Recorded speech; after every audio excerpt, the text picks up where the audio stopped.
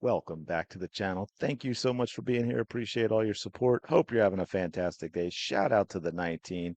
We have an updated ratings for you for the Fever game. Anyway, I tell you what, they do not seem to want to show all of the other games and what they are doing. Now, I realize certain services like Amazon aren't exactly forthcoming, but Ion, NBA TV, these are places, of course, the major networks like ESPN, where we should be getting numbers that just don't seem to be reported. But the Indiana Fever fans, the Caitlin Clark fans, showed up and showed out for the Indiana Fever.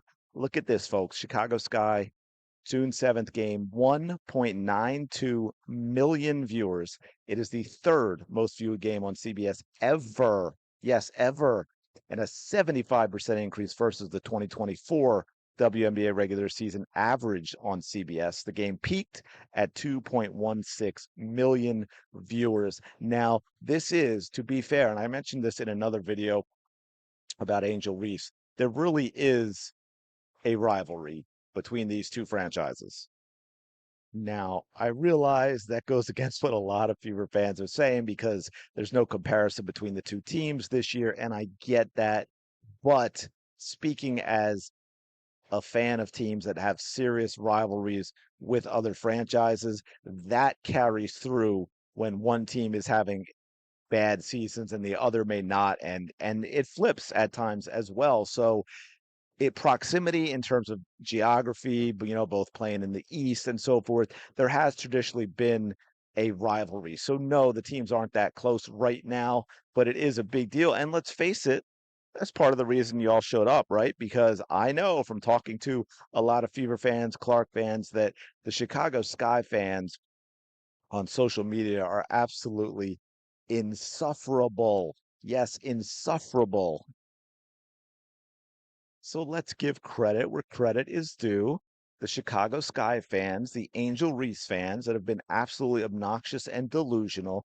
Angel Reese and a lot of the things she said, Angel Reese and the participation trophies and everything that she gets and the media, glazing and all of that, that absolutely has motivated Indiana Fever fans and Caitlin Clark fans to show up for this game. Let's just be honest about that, be fair about that. And that's why it did 1.92 million versus say 851,000 against the Connecticut Sun. Although I get it, that was a different network, but still third most viewed game on CBS, and it did not have Caitlin Clark playing. I know a lot of people actually tune in because Caitlin Clark still gets a lot of TV time, even when she's sitting on the bench, and people find it entertaining, never knowing what she's going to do because she is very animated. She's very into the game. She will talk with the referees. There was a big deal made in this game because she got up and made the travel motion and cheered on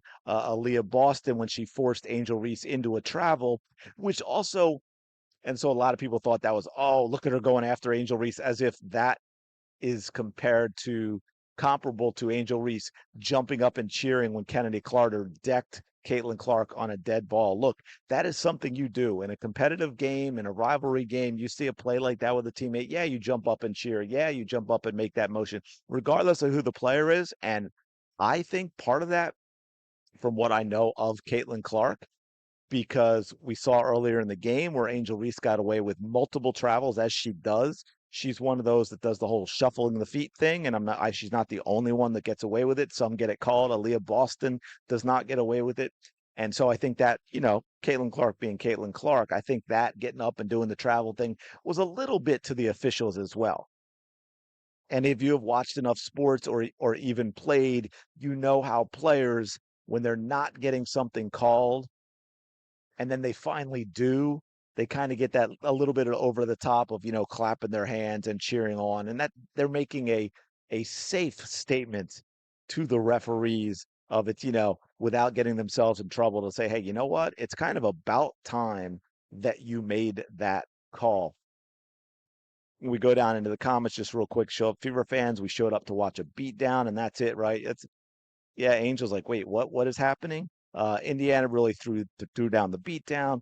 Well, if Sky and W want to keep pulling numbers, Angel better perform better better perform better. Okay, people aren't going to keep watching whippings. Yeah, well, Fever fans might. I mean, I got to tell you that to be completely honest up front and fair about this, I will watch the Philadelphia Eagles put a beat down on the Cowboys, on the Giants, on the Commanders, the division rivals, every single game for the rest of my life. I have no problem tuning in for that. It was nonstop action of the views spike. Okay, I'm not sure what they're saying, but I get it. Yeah, me too. Sure. 2.6 million people saw that belt get applied. See, there you go. Too bad it wasn't competitive. Maybe would have been higher if that was the case. No, again, I think a lot of Indiana Fever fans, Caitlin Clark fans, actually tuned in because they wanted to see BTA like that. They wanted to see a beatdown like that because, as I was saying before, they're absolutely sick and tired of the um, Angel Reese fans, the Chicago Sky fans, and how obnoxious they have been constantly on social media and so forth. And then, of course, they go and block every single Fever fan because they want their own little echo chamber. Now, what's interesting because people ask me after the last one that I did about updated ratings for, how's the rest of the WNBA doing? How are the other games going? And I got to tell you, it's been very, very difficult to find them, which for me makes me wonder if they're not doing all that well outside of Caitlin Clark games. I mean, look, when games are, say, on Amazon Prime, you're not going to get ratings numbers, but Ion, the major networks, ESPN, ABC, CBS, uh, with the NBA TV, we should have numbers for that, but we seem to have only get a select few. I mean, really, I can only find some few core games, right? We had Paige Becker's debut on May 16th against the Minnesota Lynx, which drew 639,000. Now, Caitlin Clark averaged basically double that for the entire season last season. So while that was a big uptick from last year's Ion doubleheader game on May 17th, I think it's kind of a disappointing number for Paige Becker's debut, right? Another one, you had the Golden State Valkyries versus the Sparks, which was about 600,000 viewers. Now that is estimated because we never saw um, the actual number. They just told us it was a 119% increase over last season's 10 p.m. game. And of course, that was the first ever game for the expansion team Golden State Valkyries. So I think there was some interest in there, especially when you had Kate Martin and Tammy Fagbenley on that team. You got a lot of Caitlin Clark fans, a lot of Indiana Fever fans that would tune in behind that. And it was I believe, the second most viewed WNBA game on Ion ever, behind only Connecticut Sun versus Lost. That is not correct. Yeah, that I know is not correct. I'm just looking at sources that I got. Of course, you had the Sun and Fever, 851,000.